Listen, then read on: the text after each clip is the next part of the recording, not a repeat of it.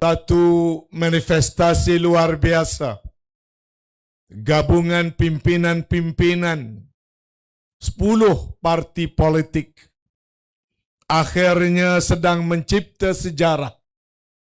Bermuafakat membentuk satu saf pimpinan yang bakal melakar sejarah baru dan arsitektur politik baru bagi negara kita. Sayalah orang yang paling gembira sekali pada malam ini. Gembira kerana saya konsisten mahukan penyatuan Melayu ini kekal. Sayalah orang yang mengucapkan kalimah wallahi wa billahi wa tallahi dan telah membaca piagam muafakat nasional serta turut menandatangani dokumen permuafakatan parti-parti politik Melayu bermula dengan UMNO dan PAS, dan saya konsisten meminta supaya PAS dan UMNO jangan berpisah. Tetapi perjalanan politik telah pun kita lalui.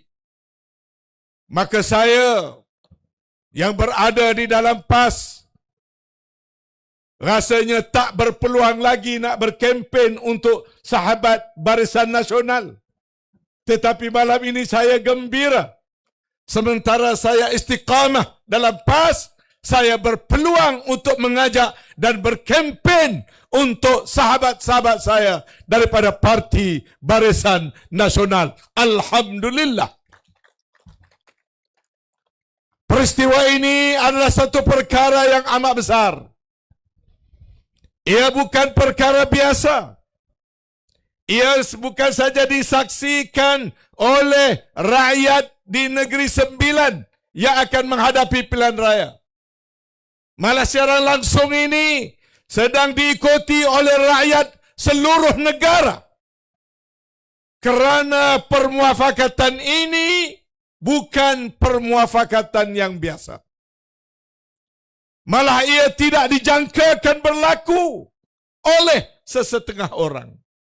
Malah ianya tidak difahami oleh sesetengah orang.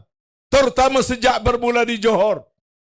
Hari ini saya buka satu kisah yang istimewa. Di mana di Johor, Parti PAS ditawarkan untuk mendapat beberapa kerusi muda. Gembira pemimpin-pemimpin dalam PAS kerana dapat tawaran beberapa kerusi muda.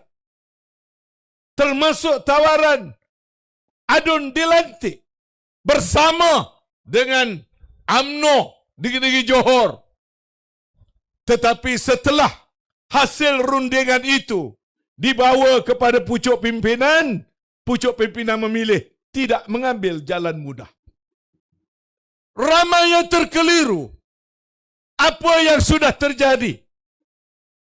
Dan akhirnya satu petang yang penting, Setiausaha Politik Tuan Guru Presiden PAS Yang Berhormat Zahir menelpon saya, minta saya berjumpa dengan Tok Guru untuk dapatkan gambaran kenapa jadi begitu. Saya dalam perjalanan ke Johor dalam kereta berpatah balik pergi ke pejabat PAS sampai waktu maghrib. Lalu ringkas cerita, saya bertanya, Tok Guru, apa sebenarnya telah terjadi? Saya adalah mengepalai rundingan dengan Bersatu dan lain-lain mengagihkan kerusi. Satu jawatankuasa lagi berunding dengan UMNO untuk ada persefahaman di Johor. Ada plan A, ada plan B. Kita mengharapkan untuk plan A bekerjasama dengan UMNO. Tapi pimpinan merasakan ia tidak perlu diteruskan. Jawapan yang diberikan oleh Tok Guru memerajatkan saya sebagai bekas orang UMNO.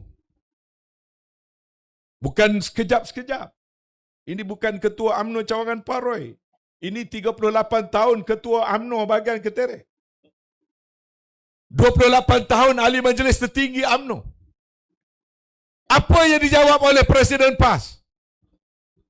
Letak agenda yang utama dulu, kata dia. Agenda yang utama menyekat sama sekali kemarahan DAP di Johor. Dan Tok Guru meramalkan undi popular DAP bakal meningkat. Kalau kita ambil kursi mudah, 2-3 kursi, bertanding di situ sahaja, kemana perginya undi-undi yang memprotes terhadap UMNO? Kalau itu terjadi, undi-undi protes itu akan pergi kepada DAP. Undi DAP akan melonjak dan tidak mustahil dia akan mengancam kedudukan UMNO di Johor. Saya termenung. Biarlah kita bertanding beberapa kerusi, walaupun kita tidak menang. Kerusi yang tak orang undi yang tak suka pada UMNO, biar dia undi PAS. Di 11 kerusi. Sementara di mana kita tidak bertanding, kita akan beri sokongan terbuka kepada UMNO dan mengarahkan penyokong kita memberi undi kepada UMNO dan Barisan Nasional. Tujuannya ialah memastikan DAP dan PH tidak boleh bernafas di Johor. Saya jadi pengarah pilihan raya. 3 hari sebelum pilihan raya, saya beri taklimat pada Tok Guru Presiden. Tok Guru, kita kalah semua kursi. 3 hari sebelum saya beritahu, Tok Guru, kita kalah semua kursi. Antaranya kenapa kalah? Sementara kita berkempen untuk memberi undi kepada BN, di tempat kita berkempen, BN tak ada pula suruh undi kita. Termasuk kursi yang kita pegang, Maharani. Tok Guru kata tak apa. Tak apa. Yang penting Barisan Nasional menang. Yang penting Aun Hafiz jadi Menteri Besar, bentuk kerajaan. Yang penting sekat kemarahan PH dan DAP daripada membentuk kerajaan di bumi Malaysia. Kita mulakan di Johor. Ini untold story yang saya lalu untuk menjelaskan pendirian PAS bukan soal jumlah kerusi. Bila kita runding kerusi di APN, kita ditawarkan kerusi yang sedikit di Negeri Sembilan. Bergaduh kita dengan Bersatu. Saya lagi sekali jawatan kuasa berunding. Datang, duduk, panggil Bersatu. Duduk sekali. Suruh buka wish list. PAS duk bercadang nak tanding 567 kursi. Bersatu minta 15. Bersatu tak setuju kita berunding dengan UMNO dan BN. Tetapi pendirian parti PAS tetap matlamat utama ialah memastikan PH dan DAP dikalahkan. Lalu saya bertanya lagi, bagaimana Negeri Sembilan? Bertanding sedikit, di mana kita? Jawabnya tuntas, tak ada samar. Perikatan Nasional mahukan kerajaan Negeri Sembilan adalah kerajaan dipimpin oleh UMNO dan Barisan Nasional. Inilah sedikit episod. Kerana ada 5 minit lagi. Kalau dulu kerajaan boleh bersyarah sampai 12 suku, bila jadi pembangkang jangan cuba langgau. Oh, UMNO tak apalah, dia biasa jadi kerajaan dia je. Cuba tanya saya ni yang belajar jadi pembangkang ni. Beringat. Kenapakah dasar ini kita pegang? Dan kita mahu hantar mesej kepada rakyat seluruh negara. Ini bukan perkara biasa. Ini perhitungan politik yang besar. untuk kita membaik pulih politik negara kita. Kita terima kasih kepada rakyat Sabah yang telah menolak PH. Terima kasih rakyat Johor yang telah menolak PH. Tidak ada sebab bagi rakyat Negeri Sembilan untuk tidak turut menolak PH dalam pilihan raya ini. Dan kenapa kita lakukan ini? Ia bukan sandiwara.